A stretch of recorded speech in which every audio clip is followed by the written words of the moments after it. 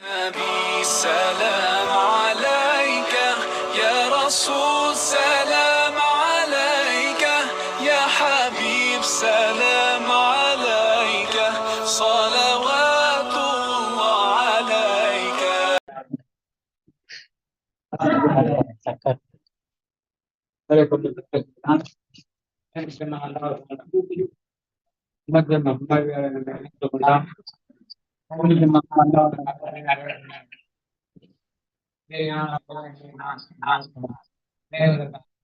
வெற்றி பெறுவதற்கான அல்லா தஆலா நமக்கு காமிலான ஷஹீத் கொடுத்தால் அல்ஹம்துலில்லாஹ்.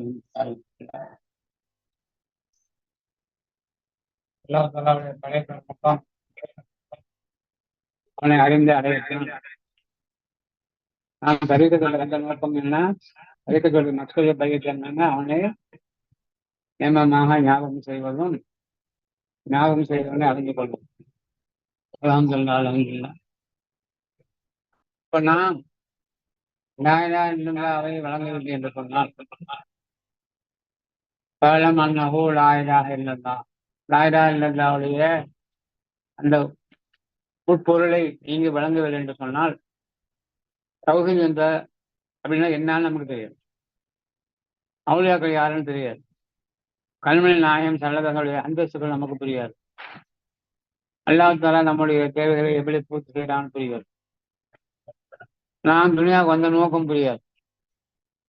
நம்முடைய ஆகிரத்துடைய வாழ்க்கையுடைய உயர்வுகள் நமக்கு தெரியாது. எல்லாமே நாம் வழங்குவதற்காகவும் அறிவதற்காக அல்லாஹ் தஆலா நமக்கு பெரிய பாக்கியமாக லா இலாஹா இல்லல்லாஹ்வை வழங்கக்கூடிய இந்த பாக்கியம் கிடைப்பதற்காக நமக்கு அல்லாஹ் தஆலா ஒரு சஹீஹ் கொடுத்தாங்க. அல்ஹம்துலில்லாஹ் அல்ஹம்துலில்லாஹ். இதற்கு நாம் எவ்வளவு சுக்ர் செய்தாலும் அது போதுமானதாக ஆகும். அல்லாஹ் சொல்லி காமிக்கிறேன், நீ என்னை ஞாபகம் செய்தால் நான் உன்னை ஞாபகம் செய்கிறேன்.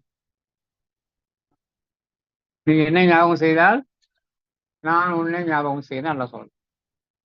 கேள்வி பாக்கியம் பாரு. நமக்கு ஏற்கனவே பல தடவை கேட்டிருக்கோம் தாயத்தை, வதுகுருனி அதுகுருக்கும் பஸ்குருளி.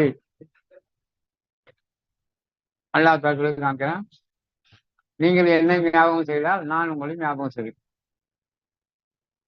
அல்லாஹ் தஆலாவுடைய பேருபகாரம், அல்லாஹ் தஆலாவுடைய பதில், அல்லாஹ்வுடைய கருணை. அவன் நாம் கேட்பதை நிச்சயமாக கொடுக்கக்கூடியவன்.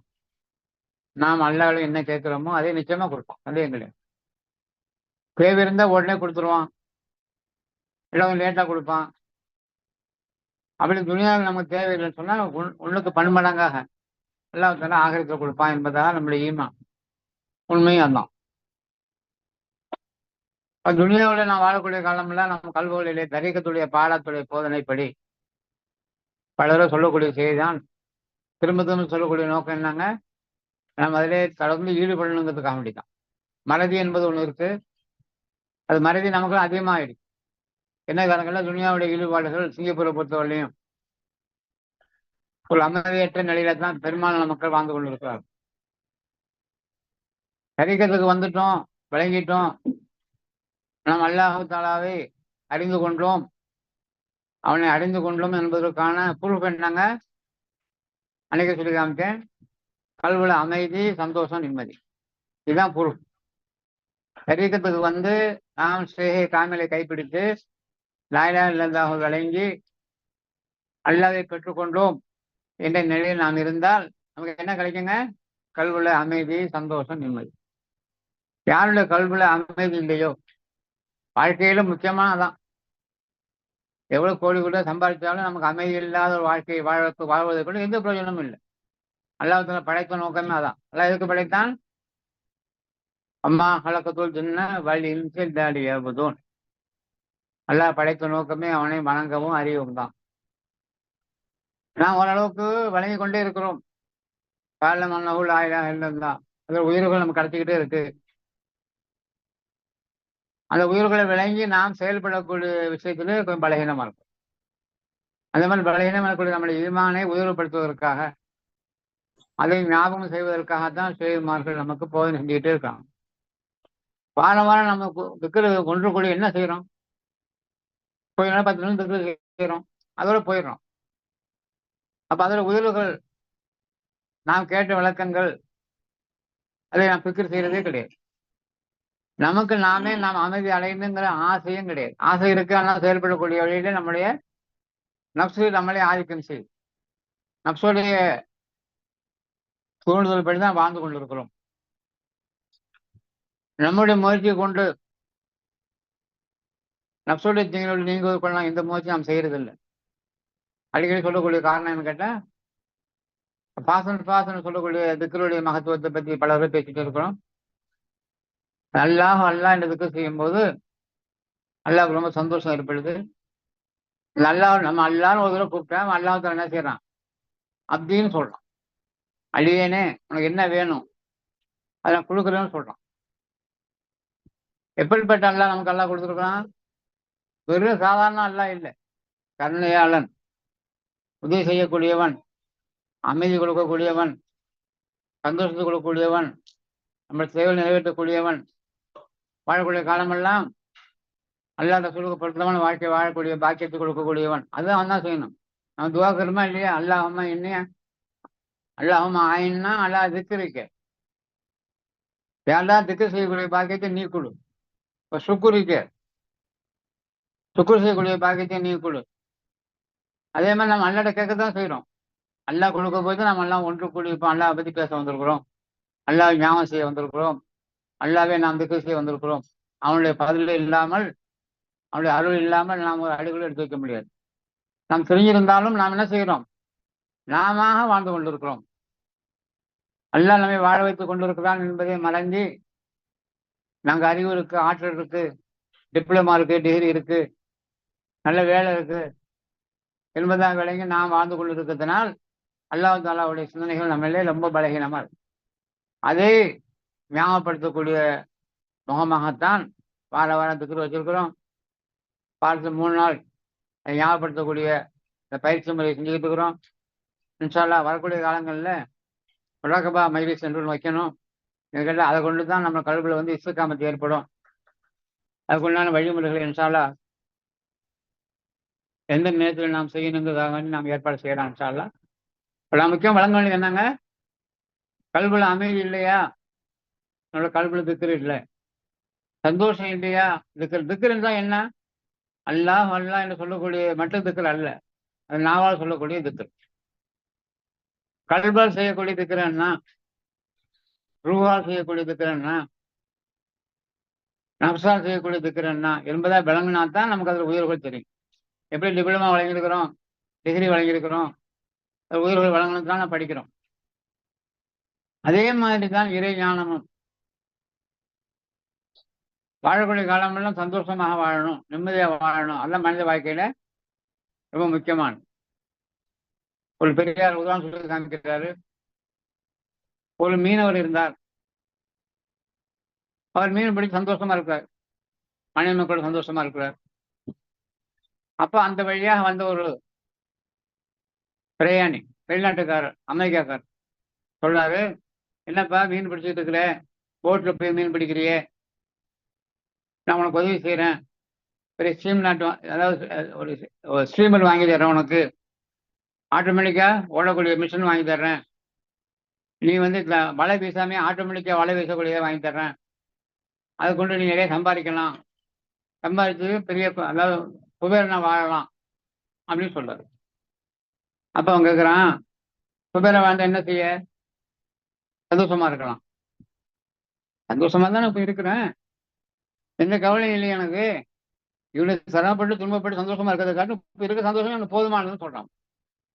இப்ப அதே மாதிரி நம்முடைய கல்விகளிலே அல்லாஹ்வுடைய சிந்தனைகள் மிகைக்கும் போது, அல்லாஹ் தன்னுடைய பேருபகாரங்கள் நமக்கு மிகைக்கும் போது, அல்லாஹ்வுடைய கருணை நமக்கு தெரியும் போது, நம்மளோட கல்வியில நம்ம அறியாமையே சந்தோஷம் வந்துடும், நிம்மதி வந்துடும்.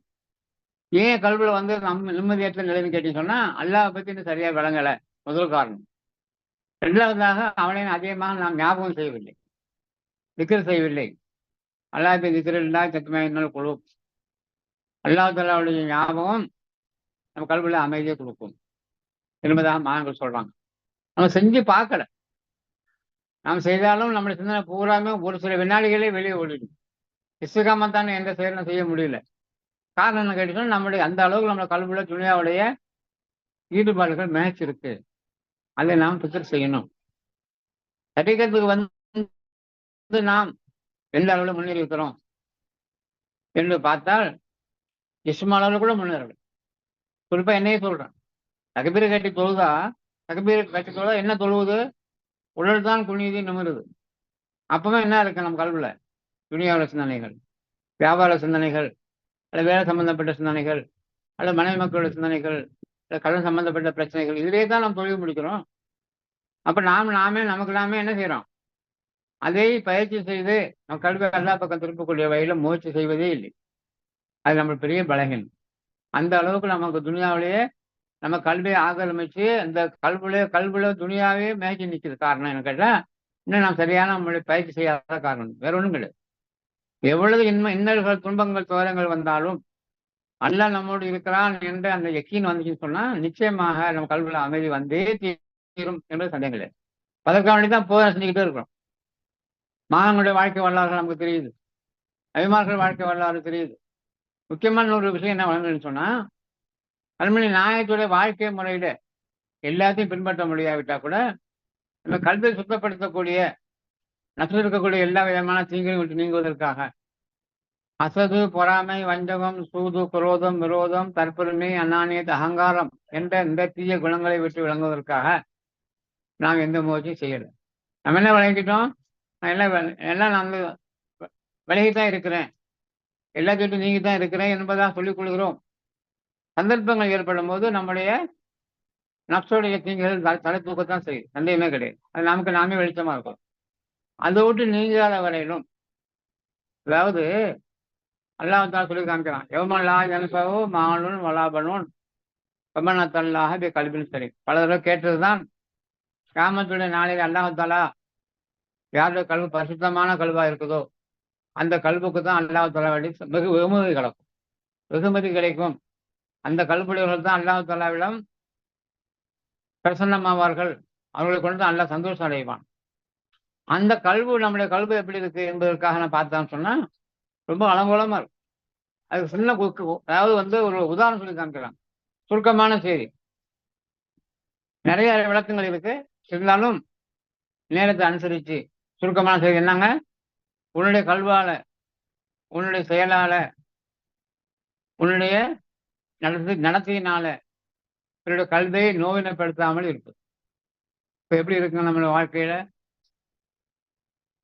நோயினைப்படுத்தி கொண்டே இருக்கிறோம். கணவன் மனைவி வாழ்க்கையில் இருக்கு, நண்பர்கள் வாழ்க்கையில் இருக்கு, நையாண்டி பேசுகிறோம், வருத்தப்படுத்தமையாக பேசுகிறோம், வருத்தப்படுத்துகிறோம், அதுக்கு சந்தோஷம் அடைகிறோம். அந்த அளவுக்கு நம்முடைய வாழ்க்கையில மாறுதல் ஏற்பட்டு, இரண்டாவதாக அவர்கள் நம்மை நோயினப்படுத்தினாலும் நோயினப்படுத்தாமல் இருப்பது. எப்படிங்க முடியும்? நான் திட்டுறான், பேசாம பார்த்துட்டு இருக்க சொல்றீங்களான்னு இருக்கிறேன், கேட்குறோம். திட்டுறதை நான் பார்த்துட்டு இருக்க முடியுமா? நம்ம திட்டு தான் செய்யணும், அப்பதான் மனசு ஆறுதல். இதுதான் நப்சுடைய தீங்கு. கண்மணி நாயகம் ஸல்லல்லாஹு அலைஹி வஸல்லம் வாழ்க்கை முறை பாருங்க.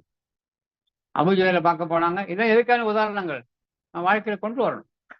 அபூஜஹலை பார்க்க போனாங்க, உட்கார கூட நாக்காளி கொடுக்கல. அபூஜஹல் திட்டுனா அந்த அளவுக்கு திட்டுனா ரசூலுல்லாஹ் ஸல்லல்லாஹு அலைஹி வஸல்லம் அவர்களை. அபூபக்கர் நாயகம் கூட இருக்கிறாங்க. எந்த திட்டுக்கும் பதில் பேசவே இல்லை, பார்த்து கொண்டே இருந்தார்கள். எதை பார்த்தார்கள்? அல்லாஹ் இருக்கிறான்னு பார்த்தார்கள்.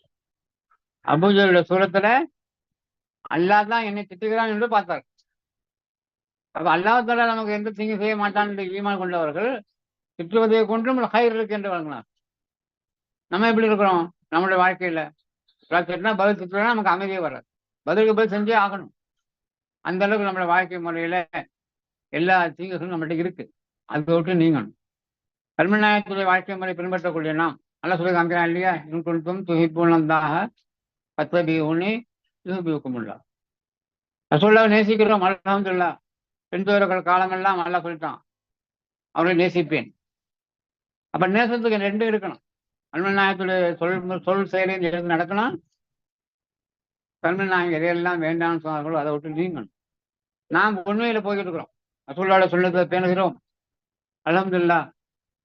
அவர் சொன்ன வாழ்க்கை முறையில கல்வியர்களுடைய எல்லா ஹசது பொறாமை விட்டு நான் நீங்கி இருக்கிறோமா?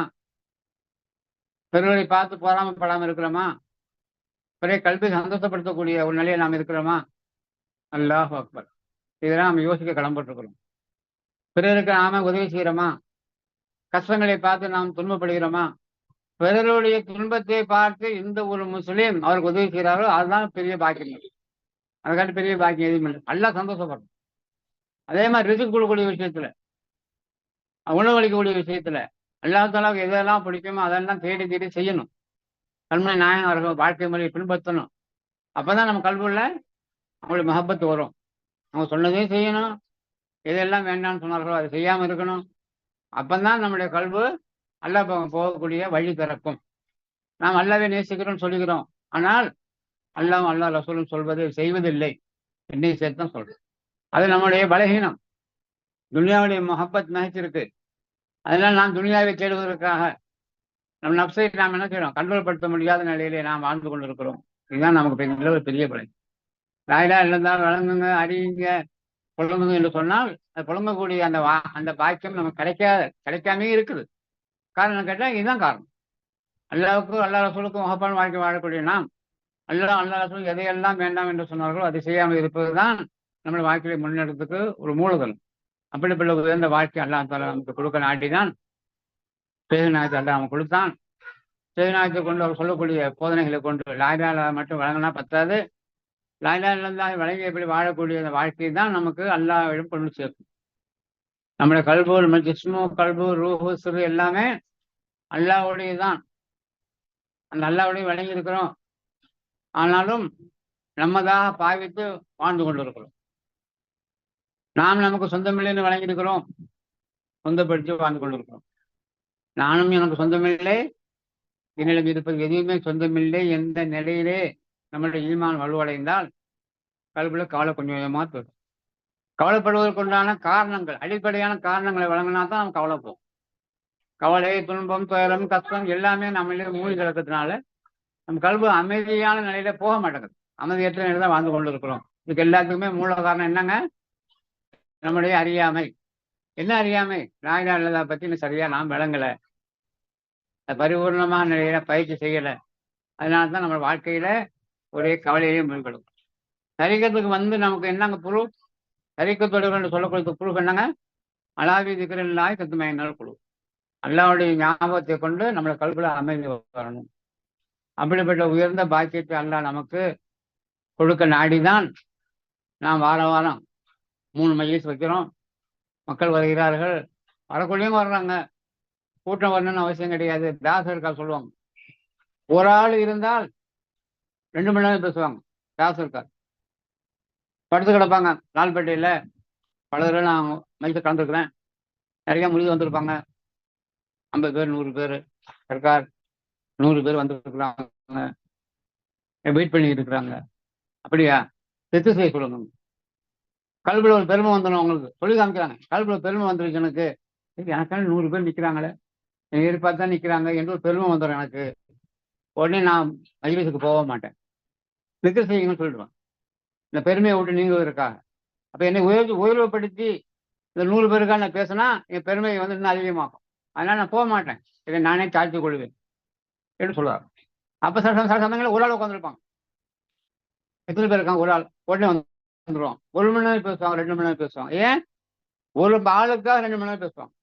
நான் லால்பேட்டைக்கு முகமது போகும்போது நம்ம சர்க்கார் 10 மணிக்கு ஆரம்பித்து 2 மணிக்கு தான் முடிப்பாங்க.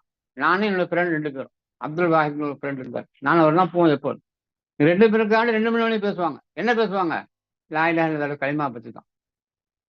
போர் அடிக்கும், என்ன இதையே பேசிட்டு இருக்காங்களே, வேற பேச்சே வராதா என்று கூட நினைக்கக்கூடிய காலங்கள்லாம் இருந்துச்சு ஆரம்ப காலத்தில். அந்த மாதிரியான ஒரு நிலைகளில் தான் சேகுமார்கள் இருக்கிறாங்க ஒழிய, நம்ம போகாததுனால அவங்களுக்கு ஒன்றும் குறைஞ்சி போடுறது கிடையாது. மஜ்லிஸுக்கு போகாததுனால அவர்கள் அந்தஸ்து குறைஞ்சி போடுறது கிடையாது. அந்தஸ்து அல்லாட்ட இருக்கு அவங்களுக்கு. அதனால் நாம் அந்தஸ்து பெறுவதற்காக நமக்கு அந்தஸ்து வேணும், சேகுடைய தொடர்பு கொண்டு நமக்கு அந்தஸ்து வேணும்னு சொன்னால் நாம் அதில் ஈடுபாடு கொள்ளக்கூடிய ஒரு பாக்கியமான மனநிலையை நாம் இருக்கோம். அந்த மனநிலை தான் நம்முடைய சிந்தனைகளே, நம்முடைய கல்வை உயர்த்தும். ஆனால் சிங்கப்பூருடைய சூழ்நிலை அந்த மாதிரி மனநிலை இருக்கக்கூடிய நிலையிலே நம்முடைய வாழ்க்கை முறை இல்லை. இஹ்லாஸ், இஸ்திகாமத், வைராக்கியம் நம்ம தொழில் இருக்குது, படிப்பில் இருக்குது, ஆனால் இறை ஞானத்தில் இல்லை. அதனால்தான் நாம் கவலையிலேயே மூழ்கி கிடக்கிறோம். அப்படிப்பட்ட கவலையை விட்டு நீங்கி அல்லாஹ் அறிந்து அடையக்கூடிய இன்ப வாழ்க்கையும் ஆக்கிரத்தில் குபேர வாழ்க்கை நமக்கு தர நாடிதான் அல்லாஹ் ஷேஹி காமிலை கொடுத்தான். அந்த அடிப்படையில அது குறுக்கும் பத்குருளி வல்லாத்த குருவோன். அல்லாவை நாம் நினைத்தால் அல்லாஹ் நம்மை நினைக்கிறான். இதுமாரி எந்த சந்தேகமும் கிடையாது. அப்படிப்பட்ட உயர்ந்த பாக்கியம் அல்லாஹ் நம்ம அனைவருக்கும் தந்து அல்லாஹ் வரைந்து அடையக்கூடிய உயர்வான பாக்கியத்தை நம்ம அனைவரும் தந்துருவானாக. ஆமீன் யா ரப்பல் ஆலமீன். அஸ்ஸலாமு அலைக்கும் வரஹ்மத்துல்லாஹி வபரகாத்துஹு.